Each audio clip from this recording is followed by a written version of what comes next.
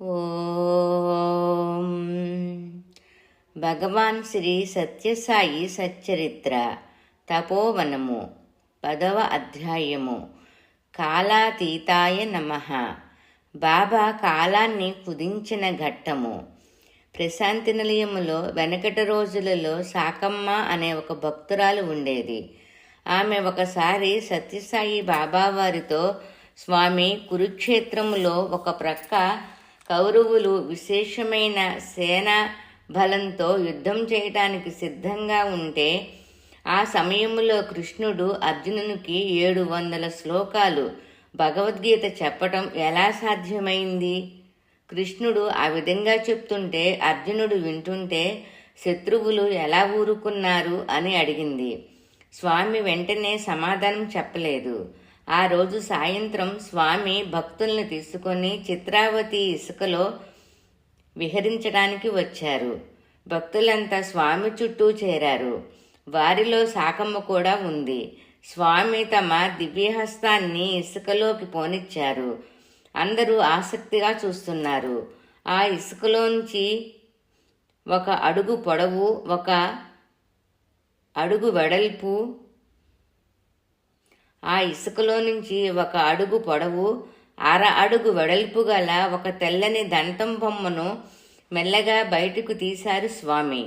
అర్జునునికి శ్రీకృష్ణుడు రథంపై ఆసీనుడయ్యి గీతోపదేశం చేస్తున్న బొమ్మ అది. ఆ దంతం బొమ్మ ప్రతి అణువు ఎంతో పనితనం ఉట్టిపడేలా చక్కని నగిషీతో చెక్కబడి సుందర శిల్పంలా ఉంది. ఆ బొమ్మను ఆశ్చర్యంతో చూస్తున్న సాకమ్మతో, స్వామి, ఈ దంతం బొమ్మను మానవులు తయారు చెయ్యాలంటే ఎన్ని రోజులు పడుతుంది? ఎంతమంది కళాకారులు అవసరమవుతారు? కానీ స్వామి సంకల్పించిన తక్షణమే ఎలా తయారైందో చూసావా? భగవంతుడు తలుచుకుంటే కాలాన్ని తన ఆధీనం చేసుకొనగలడు. మానవులకు ఎన్నో నెలలు పట్టే సమయాన్ని ఒక్క క్షణంగా నేను కుదించి వేశాను. అదేవిధంగా దివ్య సంకల్పంతో కాలాన్ని పొడిగించడం కూడా సాధ్యపడుతుంది. ఆ రోజున యుద్ధరంగములో నేను అర్జునుని మనసులో గీతోపదేశానికి కావలసినంత సమయాన్ని సృష్టించాను. మిగిలిన సేనావాహిని అంతా ఆ సమయాన్ని కేవలం కొన్ని క్షణాలుగా భావించేలా చేశాను అన్నారు. సత్యసాయినాథునికి కాలము అధీనమై ఉంటుంది. బాబా కాలాన్ని కుదించును గలడు, పొడిగించను గలడు. ఎన్నో సంవత్సరాల సమయాన్ని 1 గంటగా కాలాన్ని కుదించిన సందర్భం ఇది. శ్రీలంకలోని కొలంబోలో ఒక క్రైస్తవ యువకుడున్నాడు. అతడు కళాశాల విద్య కోసం వచ్చి మద్రాసులోని క్రైస్తవ కళాశాలలో చేరాడు. ఆ సమయంలో అతడు ఒకసారి శ్రీరామకృష్ణ మఠం సందర్శించాడు. శ్రీరామకృష్ణ పరమహంస ఆరాధించిన కాళికాదేవి చిత్రాన్ని చూసి అతడెంతో ఆకర్షితుడయ్యాడు. క్రమంగా ఆ యువకుడు కాళికాదేవి భక్తుడుగా మారి కాళీ ఉపాసన తీసుకొని ఆ మంత్రం జపం చేస్తూ సమాధి స్థితిలో గంటలు గడిపేవాడు. తర్వాత అతడు హిందూ సన్యాసిగా మారిపోయాడు కూడా. మరికొన్నాళ్లకు అతడు తన తల్లిని చూసి రావాలని ఒకసారి కొలంబో వెళ్ళాడు. తన కుమారుడు అలా హిందూ సన్యాసిగా మారటం చూసిన ఆ తల్లి అమితంగా దుఃఖించింది.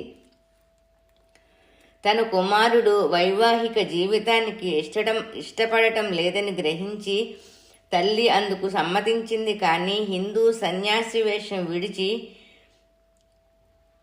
సన్యాసి వేషం విడిచిపెట్టి క్రైస్తవ ఫాదర్గా ఉండమని అభ్యర్థించింది. కానీ అందుకు వ్యతిరేకించిన ఆ యువకుడు తన తల్లిని, ఆస్తి వ్యవహారాలను విడిచిపెట్టి భారతదేశం వచ్చి పుట్టపర్తికి చేరుకున్నాడు. స్వామి అతనిని ఇంటర్వ్యూ గది లోపలకు తీసుకుని వెళ్లారు. 1 గంట సమయం గడిచింది. ఒక్కసారిగా లోపల నుంచి అమ్మా అని పెద్ద కేక వినిపించింది. మందిరం వరండాలో కూర్చున్న భక్తులందరికీ ఆ కేక వినిపించింది. తర్వాత స్వామి ఇంటర్వ్యూ గది తలుపు తెరిచారు. ఆ శాక్త సన్యాసి ఆపాదమస్తకం విభూతితో బయటకు వచ్చాడు. లోపల జరిగిన విషయమది. స్వామి అతనిని ఇంటర్వ్యూ గదిలోకి తీసుకుని వెళ్ళిన తర్వాత అక్కడ ఒక పెద్ద అరణ్యాన్ని సృష్టించి నడు అన్నారు. అంతే, ఆ సన్యాసి ఆ అరణ్యంలో నడిచాడు. ఆ నడక అంతు లేకుండా సాగిపోయింది. పెద్ద పెద్ద వృక్షాల మధ్యగా అతడు అవిశ్రాంతిగా కొన్నాళ్ల పాటు కొన్ని మైళ్ళ దూరం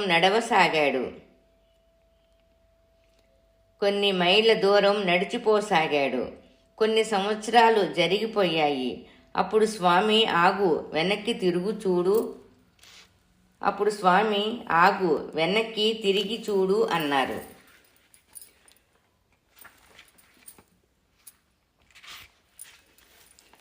ఆ సాధువు ఆగిపోయి వెనక్కి తిరిగి చూశాడు. పరమానంద పార్వస్యంతో అతడు నిశ్చేష్టుడయ్యాడు. అతడు చూసింది ఎవరిని? తాను చిన్నతనము నుంచి ఏ కాళికాదేవిని ఆరాధిస్తున్నాడో ఆ జగన్మాతయే అతనికి సాక్షాత్కరించింది. ఆ సాధువు చాలా కాలం నుంచి కాళికాదేవి సాక్షాత్కారం కోసం అరణ్యాలలో వెళ్ళి సంవత్సరాలు తరబడి తపస్సు చేయాలనే కోరిక ఉండేది. ఆ అరణ్య సంచారం, ఆ తపోవన విహారం కేవలం కొద్ది సమయంలోనే జరిపించి స్వామి అతని కోరికను నెరవేర్చారు. అతడు సంవత్సరాల తరబడి చేయవలసిన తపస్సు కాలాన్ని స్వామి 1 గంటకు కుదించి వేశారు. అతడు కోరిన దేవీ సాక్షాత్కారాన్ని ప్రసాదించారు. అమ్మా అనే హృదయాంతరాళలలో నుంచి వచ్చిన పిలుపు విని అతనితో సాయినాథుడు, నాయనా, ఈ కలియుగంలో ఘోరమైన తపస్సు ఎందుకు? నీ ఇష్టదేవత నామం స్మరించు. ఆ నామస్మరణలోనే నీకు తపస్సిద్ధి కలుగుతుంది అని విభూతి సృష్టించి అతనిపై కుమ్మరించి అతనిని ఆశీర్వదించారు. కొన్ని సంవత్సరాల సమయాన్ని సత్యసాయినాథుడు 1 గంటగా కుదించిన విశిష్టమైన సందర్భమిది. 126వ పేజీ. తపోవనము. కాలాన్ని విస్తృతపరిచిన ఘట్టము. అలాగే 30 రోజులు సమయాన్ని 30 సంవత్సరాలుగా కాలాన్ని విస్తృతపరిచిన సన్నివేశం. అవి లాల్ బహదూర్ శాస్త్రి గారు భారత ప్రధానమంత్రిగా ఉన్న రోజులు. ఆయన పిఏగా ఉండేవారు త్యాగరాజు గారు. ఆయనకు ఒకసారి ఆరోగ్యం బాగుండక బెంగళూరు హాస్పిటల్కు వచ్చి పరీక్ష చేయించుకున్నారు. డాక్టర్లు ఆయనను పరీక్షించి క్యాన్సర్ ఉన్నట్లుగా ధృవపరిచి ఆయనకు 3 నెలలు జీవితకాలం మాత్రమే ఉన్నదని చెప్పారు. ఆ డాక్టర్లు త్యాగరాజు గారితో, అయ్యా, మీరు అన్యథా భావించకపోతే ఒక మనవి. ఈ వ్యాధికి ఒక్కటే నివారణోపాయం ఉన్నది. అది ఏమంటే మీరు ఒక్కసారి భగవాన్ సత్యసాయిబాబా వారి పాదములను శరణు వేడండి. ఇంతకన్నా మరొక మార్గం లేదు. భగవాన్ బాబా వారి భక్తులు సూరి భగవతం గారు ఈ హాస్పిటల్లోనే ఉన్నారు. ప్రస్తుతం వారిని చూడడానికి స్వామి రేపు ఇక్కడికి వస్తున్నారు. ఇది మీకు చక్కని అవకాశం అన్నారు. అందుకు త్యాగరాజు గారు నిరాకరించారు. అయ్యా, నేను భారత ప్రధానమంత్రికి పిఏని. నేను ఈ విధంగా బాబాల పాదాల మీద పడను. నేను ఎక్కడైనా వైద్యం చేయించుకోనగలను అన్నారు. తర్వాత చాలా చోట్లకు వెళ్ళి వచ్చి 2 నెలల తర్వాత తిరిగి అదే హాస్పిటల్లో మరలా పరీక్ష చేయించుకున్నారు. డాక్టర్లు ఆయనకు కేవలం 1 నెల రోజులు మాత్రమే జీవితం గడువు ఉన్నదని చెప్పారు.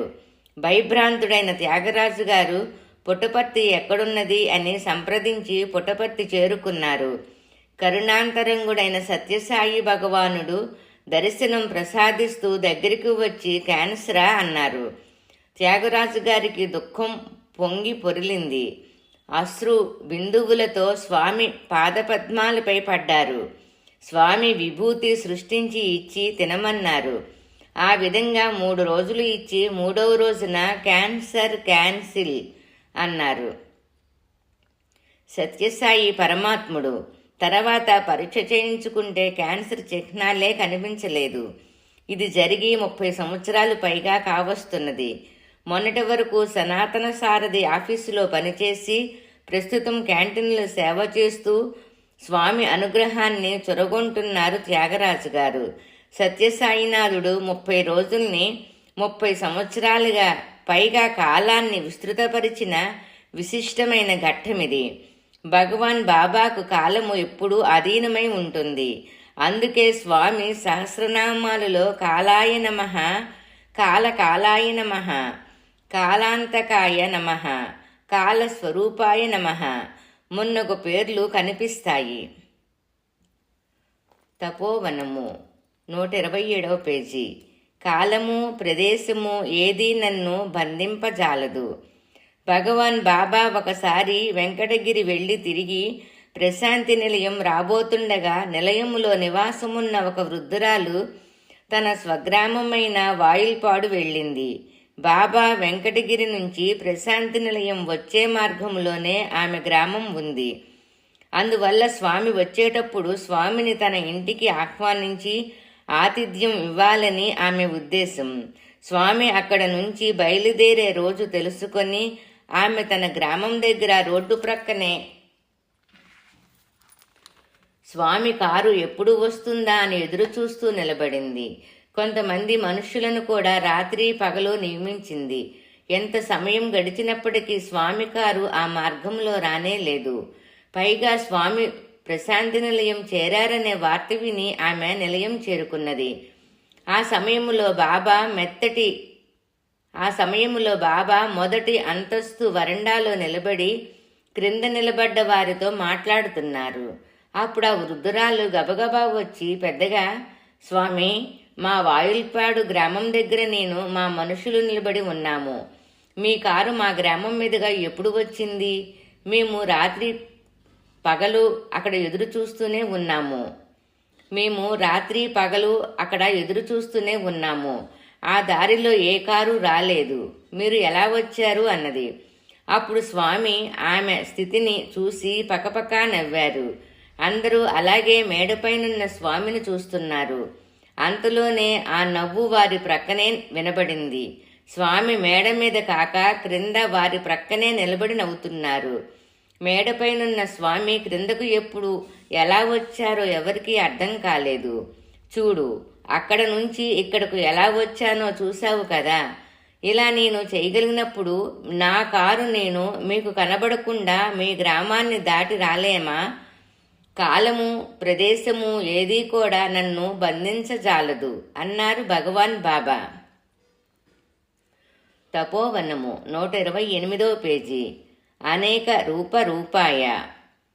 ఒకసారి భగవాన్ బాబా కొడైకెనాల్లో భక్తులతో ఉన్నప్పుడు తమ పడక మీద నుండి హఠాత్తుగా లేచి నిలబడి కాల్చవద్దు అంటూ పడకపై పడిపోయారు. ఆ సమయంలో బాబా తమ స్థూల శరీరాన్ని వదిలిపెట్టిన కారణంగా ఆ శరీరం కొయ్యబారిపోయింది. 1 గంట తర్వాత మరలా ఆ శరీరం చైతన్యవంతం అయ్యింది. అప్పుడు బాబా కళ్ళు తెరిచి భోపాలులో ఒక చిరునామా చెప్పి వారికి గాబరా పడవద్దు, రివల్వర్ నా దగ్గర ఉన్నది, బాబా అని అర్జెంటు టెలిగ్రామ్ పంపమని అన్నారు. ఇప్పుడు సచ్చిదానంద స్వామి బాబాతో, స్వామి, రివల్వర్ అనే పదం ఉంటే పోస్టాఫీసు వారు టెలిగ్రామును అంగీకరించరు, కాబట్టి ఇన్స్ట్రుమెంటు అంటే ఒక పరికరము అనే పదము వాడదాము అన్నారు. స్వామి సరేనన్నారు.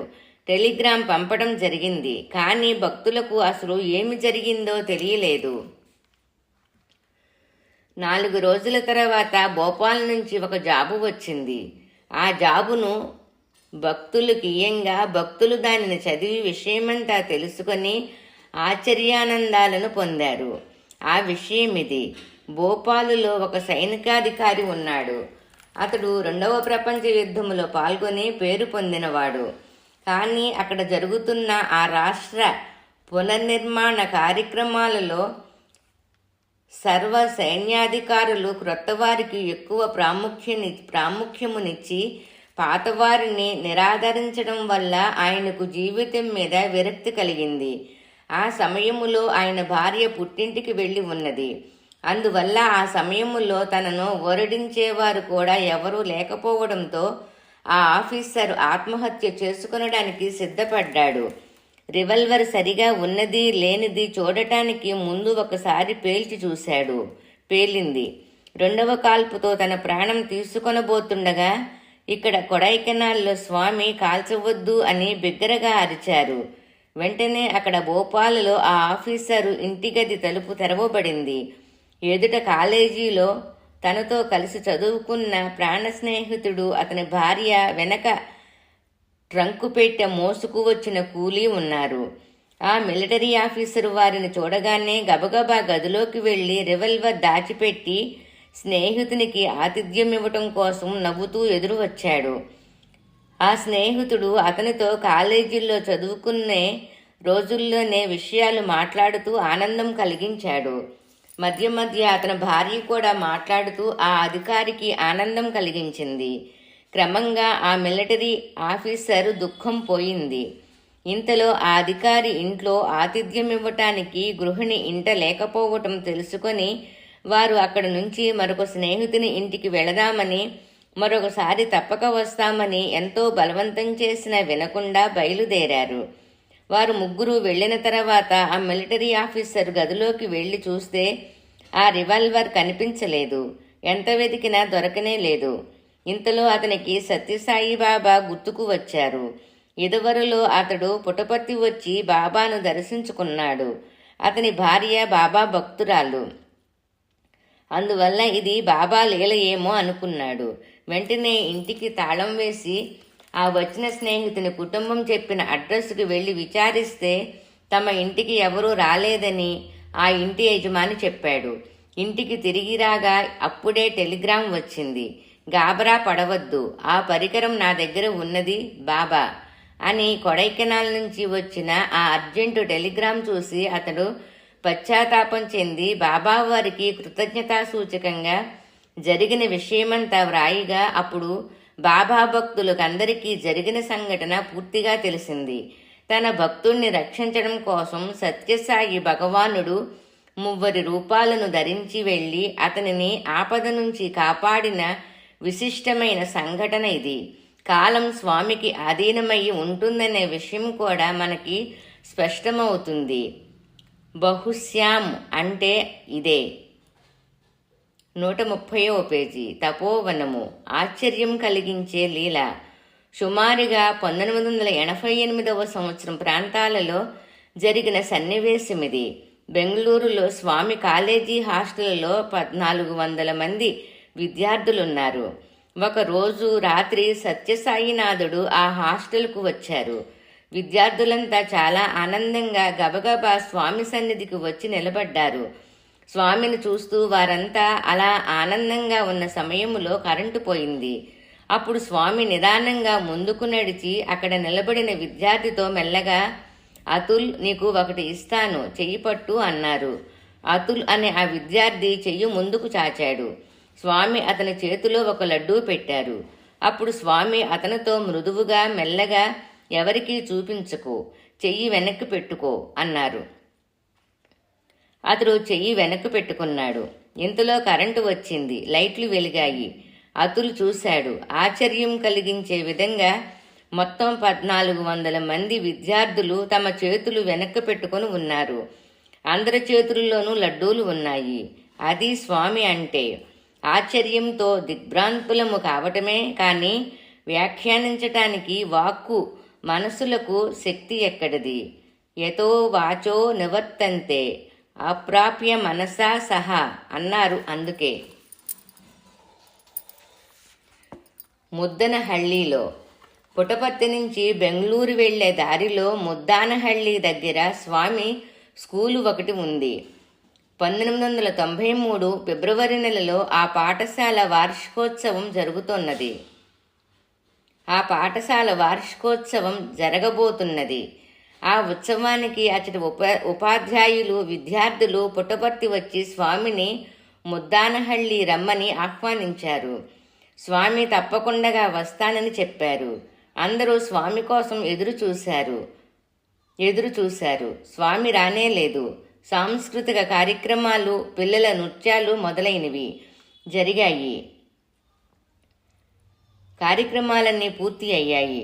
తర్వాత చూస్తే నృత్య ప్రదర్శనల సమయంలో తీసిన ఒక ఫోటోలో ఒక విచిత్రం పడింది. పిల్లలు నృత్యం చేస్తుండగా వారి మధ్య స్వామి నిలబడినట్లు, ఆ ఫోటోలో ఒక చోట కాదు 5 చోట్ల నిలబడినట్లుగా 5 వేరువేరు రంగుల దుస్తులు ధరించి స్వామి నిలబడినట్లుగా ఉంది. ఆ కార్యక్రమానికి super speciality hospital blood bank ఇన్ఛార్జిగా ఉన్న ఒక డాక్టర్ వెళ్ళారు. ఆయన ఫోటోలు తీసుకుని వచ్చి స్వామికి చూపిస్తే స్వామి నవ్వుతూ ఫోటోగ్రఫీ ట్రిక్కు అన్నారు. అప్పుడు ఆ డాక్టర్, కాదు స్వామి, ఇది స్వామి దివ్యలీల, దయతో ఈ ఫోటోపై సంతకం చెయ్యండి అన్నారు. స్వామి చిరునవ్వులు చిందిస్తూ ఆ సన్నివేశాన్ని నిర్ధారణ చేసినట్లుగా ప్రేమతో బాబా అని సంతకం చేశారు. అట్టి బహురూపధారికి అనేక అభివందనాలు. ఓం శ్రీ సత్యసాయి పరబ్రహ్మణే నమః. శాంతి శాంతి శాంతి. 10వ అధ్యాయము సంపూర్ణం.